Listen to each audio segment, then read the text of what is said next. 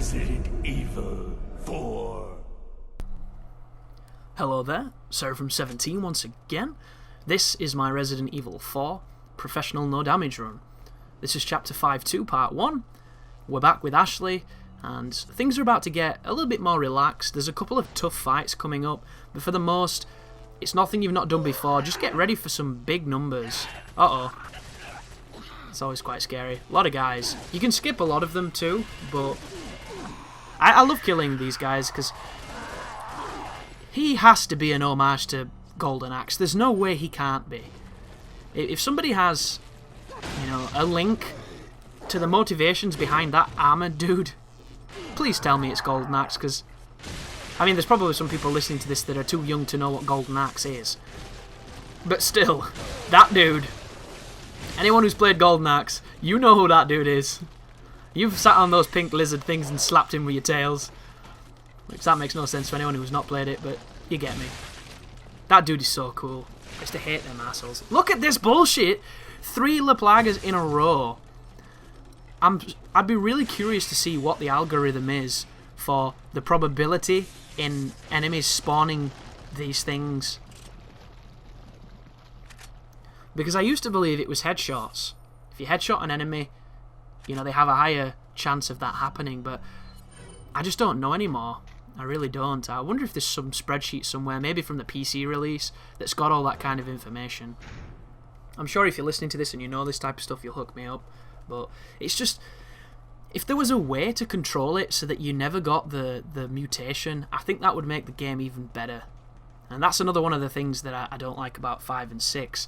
They fucking mutate just for a laugh on them games. There's no rhyme or reason. It's just, oh, his leg's turning into a chicken. Oh, it turned into a butterfly. They're like fucking Pokemon. It's ridiculous. But in the previous video, I poked some fun at Monster Hunter. And I'm going to go into more detail to actually give it its fair share of my thoughts. But I bought a Wii U, thanks to the generosity of my subscribers. I managed to get a pretty decent deal on one. I got it for about 160 quid, which it's the basic console, but I have a portable hard drive, and I'm not going to be downloading games. I'm just going to be playing them off disc. So it made a lot of sense, and it came the other day, and I don't have any games for it, because unfortunately, the people who I bought the Wonderful 101 off have got the shipping of a disabled pigeon. So it's almost like they're dragging it by hand from wherever the hell they are to my house, rather than using the UPS service like the people who brought the console did. So it's very frustrating, and you might be thinking, well, Chris, why don't you just go to your local town and pick it up? I tried. I tried. And it turns out in the first game store in my local town, it has one shelf for Wii games, and the only Wii games it had was Mario stuff. Wii U, sorry. And then the second place didn't even have a shelf for Wii U games. It had 4 of them stuffed on a Wii shelf. So that's just how Nintendo is represented in my neck of the woods, which is to say, it isn't represented because it has nothing to represent. It's so sad for Nintendo, and I'm hoping that this year changes for them, because it's a sad sight in our stores, and this is, backwater country, but still, it's pretty damn ridiculous. So I went to try and buy it. It was nowhere, so I had to rely on it, and it still hasn't come, which is really frustrating. So instead, I downloaded the demo for it, so I've played it, and I'm going to talk about that in probably a future video. And I also got Monster Hunter 3, because I'm really curious to see what these games are about, because they look cool, and I remember playing them and hating them, and I want to change that. So I got it, and I put it on, and anybody who's played it could probably tell me more about the demo than I actually know. But at the beginning, you get to choose between 2 hunts. I picked the hard hunt because, I'm me. The hard hunt turned out to be this thing underwater, and it turns out on this game, you fight underwater for some reason. And it's really bad. It's Ninja Gaiden bad when it comes to water combat, so I don't understand why they've got this as a thing, but at the beginning there's a ton of people to pick from, like classes, and they all look really cool. There's like a fucking dude with a giant sword, there's somebody with a massive gun for some weird reason, there's some person who looks like a bear for no other reason than he's a bear. There's all this weird shit, and I pick a dude who looks really cool, and in my head I'm thinking the allure of this game is that you hunt animals, you kill them, it's this really tense fight because you never know if they're going to die, you've got to manage your stamina and all this other stuff, and then when you kill them you get this crazy loot to build better weapons and better armor, and it's this loot and hunting, you know, progression of awesomeness that people get really addicted to. So I tried to fight this thing after I do the controls, and the controls consist of 3 separate buttons to attack, and they all do the same thing. And the same thing is a 3-hit combo that is insanely slow, unresponsive, and the only way to remotely cancel it is by evading, which is just as slow and unresponsive. And you have this massive stamina bar that doesn't go down when you swing this sword that's the size of a small ferry, yet when you roll it goes down. So I'm like, okay, this is kind of weird. There's controls mapped to functions that are different when you have your sword out as opposed to when you have your sword put away. It's just bizarre. Like, so bizarre. And then I find this creature, so I'm in the water, and I'm like, there's no way I have to fight this in the water. This is stupid. There's got to be a way to get it on land or something. And I couldn't get it on land, so I ended up initiating a fight, and the fight started. I swim up to this thing, it does this big laser beam at me, I managed to dodge it and get close and do my combo, and like, I'm all for enemies, you know, having some stability, having some poise, having a bit of armor, but I hit this thing, and I'm hitting it with a sword that's bigger than it, which I should probably give you that piece of information, and it didn't even blink. The only way I know I hit this thing is because there was blood. So I'm like, okay. There's no life bar as well to guys if I did any damage, but apparently I didn't because it took it like a champion. And then what proceeded was the clunkiest, least enjoyable skirmish underwater against a fish, a big fish, where I was doing the same cookie cutter dogshit attack, which was really slow, had to be aimed, barely cancelable, and if you missed at the beginning of the swing, you're in it for the full duration, against an enemy that was twice my mobility, that was doing the same cookie cutter moves, that I hit about 50 times with my giant sword, and I fainted. So I was like, okay, I'm obviously doing this wrong. I'll pick the other hunt, which was the easier hunt, which was this creature on land. And I decided to pick a different guy, which was this like big fella. And he had a sword that changed between an axe into like a flame sword, but the flame sword made him even slower than he was. And if I was to tell you that this character was slow, guys, I would be understating just how slow this game is. So I'm playing as this fella. I'm running through these different instances, which are all linked together by loading screens. It's probably the most poorly optimized game I've ever played in my entire life. And then I find this dude, and it's kind of a giant, abominable snowman bunny rabbit thing. So he sees me, I see him, and we start fighting, and admittedly this one was a little bit more interesting. But I hit it for a week. Its fur was blood matted and red, and it was still doing the same stuff, and then it starts running away. Which I'm like, well, this game got even better. It's slow as balls, it's the same combo that seems to have no real feedback that I'm hitting this thing. And then it starts running away, and then when I chased it into this other instance after the loading screen, it punched me back into the loading screen and to the other place I'd just come from, which... And then I thought, this is kind of stupid, so I went back to the fisherman village, or wherever it puts you to, because I'm clearly a monster hunter beginner who knows nothing and doesn't know how to play. So I go into the menus to look at the controls to see, you know, how I'm meant to play, and there are no controls. It's like, okay. And then I see something that says move list. I'm like, this game has a move list? It's not just one series of attacks from these 3 buttons that all do the same thing? And then the move list is disabled.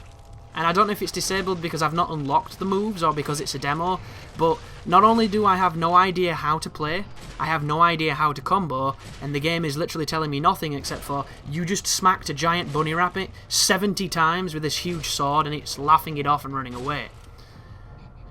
Along the way, I killed a few standard animals that died in 1 to 2 hits, and I looted their corpses, and I got some really irreverent and interesting things, and for a few seconds it felt like it could be possibly a fun game.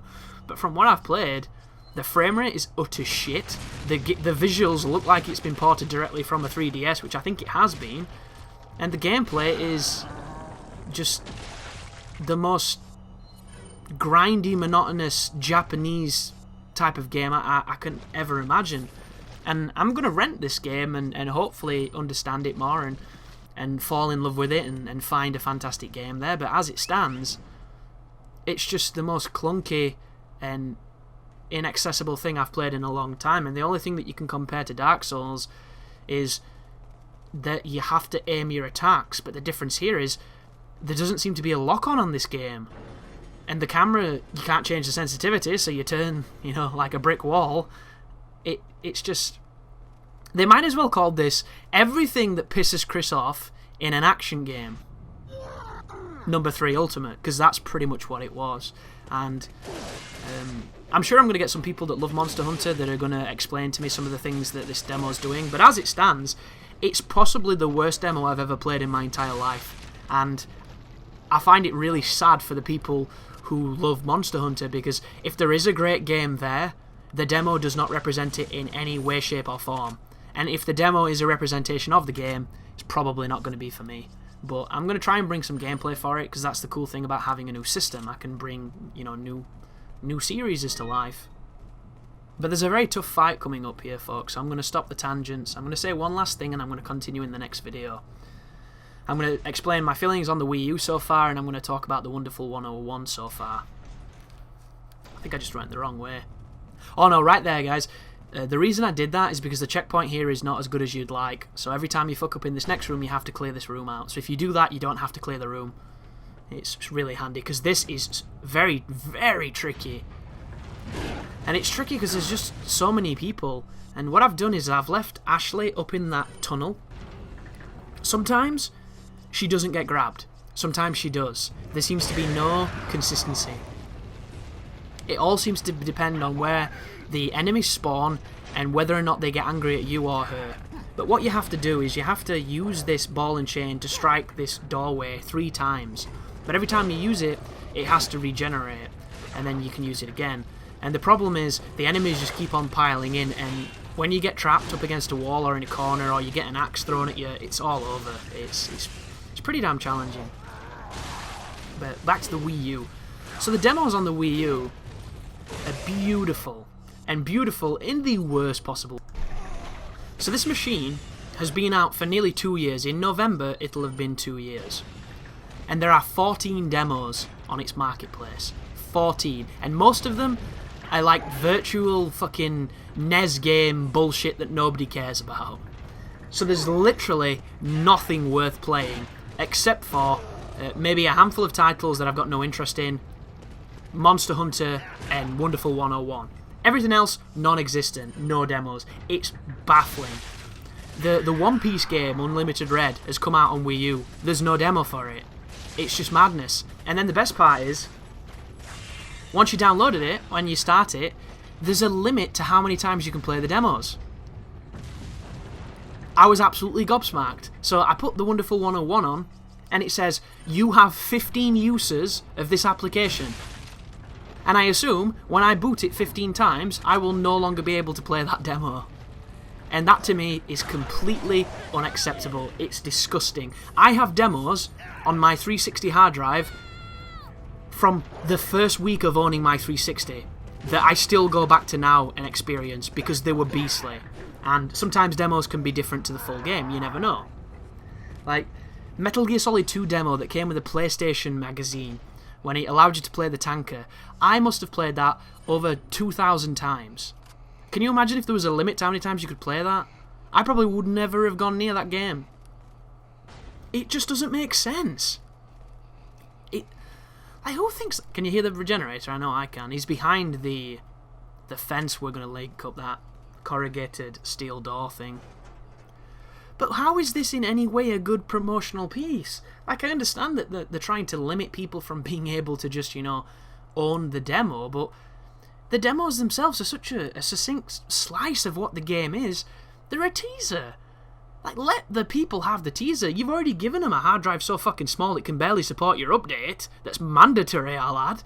Like, what do you think these people are going to do? It's unbelievable. So strange. Like, Nintendo just doesn't know how to do this. They really don't, and they need help. Because it's just dumb.